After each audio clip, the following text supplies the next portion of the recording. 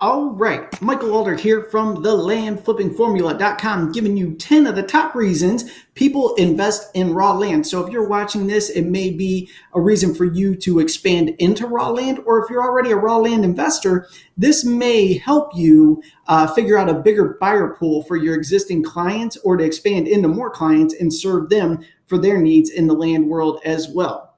So the first one, and the most basic, a lot of people get into this starting out, is for appreciation or flips. So this is where, let's say this half acre in Cochise County, Arizona was actually worth $1,800. You would buy it for $1,000 and you would turn around and flip it for $1,500 and just make a quick $500, leave a little meat on the bone, and everybody's happy. So that is the first and most easiest way to get into land investing. And actually, I have several strategies on this channel showing you how to get these properties even cheaper than listing price. But for the sake of this video, we're just going to run right off of this.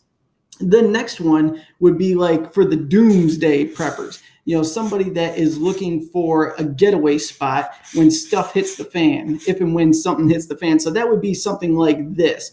9.5 acres in Cochise County, Arizona for $4,500. You know, once again, I'll show you how to get these properties even cheaper, but 10 acres, if stuff hits the fan, you can go ahead and get away, lay low till the smoke settles, then come back into town when it's all good and get back into business. The next way people invest in raw land would be for like a hobby farm. You know, if you wanted to buy something in the Southwest and start a cactus farm, or if you just love lizards and scorpions and tarantulas or whatever else is out in the Southwest there, you would buy it just as a hobby farm, and you could either grow crops on it or just, you know, enjoy nature in its, you know, natural environment there. You're not going to the zoo, you own the zoo. And people actually buy raw land just to say they have that.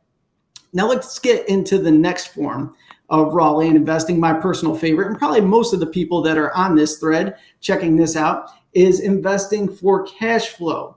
And that's when, let's say this quarter acre was really worth $1,500.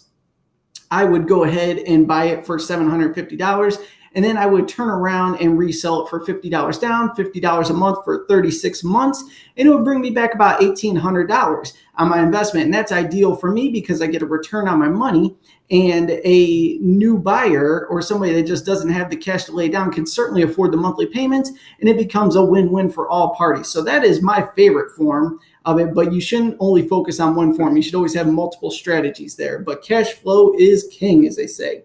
The next one is to invest as a hedge. And that would be something like, let's see if we can get back on the home page here and find a deal. But investing, there we go. Where'd that go there? I will take this quarter acre here in Cochise for $799. So investing as a hedge would be just as a diversification of your portfolio there. So, you know, say you're big in the residential game and things are going good, but you wanted to take some of those profits and just move it into some cheap land. So you had it just in case. You could always use it as a bargaining chip, or just like how people would buy stuff like precious metals. You know, people, what is going on here?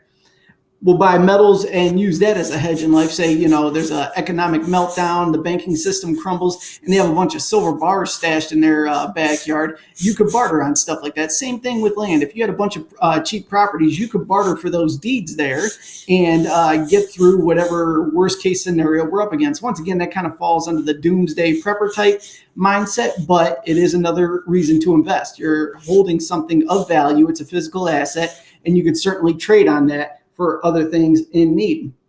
The next one would be investing for like legacy. And this is where you buy big properties and your family enjoys them and your grandkids get them eventually. And it's just a big value piece that the family loves. So that would be something like this, you know, almost 20 acres here for $20,000. I'm sure you can negotiate that. I actually know Andy, he's a good dude.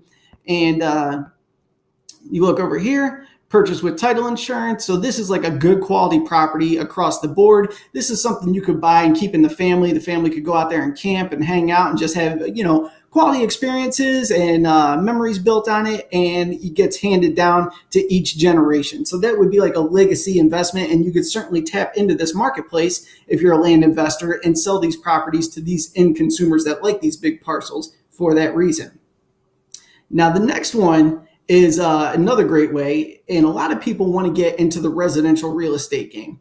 And I understand that, but let's be real. Getting into residential real estate, you need to have about at least 30 grand, preferably 50 grand to get in the game and become successful. I've done all angles of residential real estate. It stressed me out of my mind, even though I was successful in making money, but it is a bigger ticket game, even though there's a million courses that say buy with no money down. That does exist, but in all reality, it's a heck of a lot easier if you have 30 to 50 grand to spend and learn the ropes. What you could do is the rules are the same exact set of rules in land as it is residential real estate, but the ticket buy-in price is so much smaller. So you could get your feet wet in land as a newbie and really build up your confidence, build up your portfolio, and recognize what works and what doesn't work in the real estate game, testing these little baby amounts. And then when you're ready to step up into residential or commercial, you can go ahead and jump into that, and you have all the experience in the world with minimal financial risk. So that is another great way to invest in land and have that as part of your strategy there.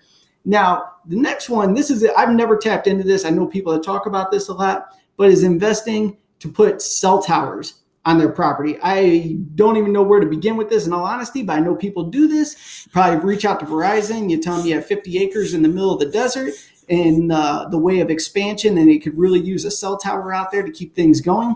And you would lease your land to a big fish like Verizon or Sprint, any of those stores, and use that as a stream of cash flow as well. You would just be leasing this out. And actually, look at that right there, celltowerleaseexperts.com. I don't know anything about them, but you may be able to capture some information on that right there.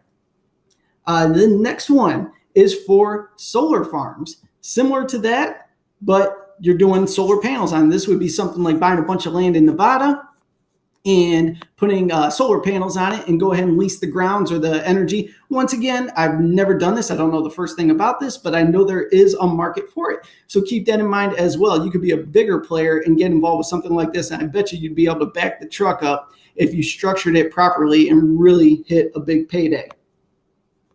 Now, another way or another reason to invest in raw land is the baby investment factor. These 750 properties, a lot of times you can get for 500. And what if every 2 months you bought a $500 property and it was worth $1,000? And for the next 10 years you did that, and you just kept stocking and compounding these properties, and even a little bit of appreciation kicked in after a while. After those 10 years, you'd have a mega portfolio that you paid very little for, that had a high value to it.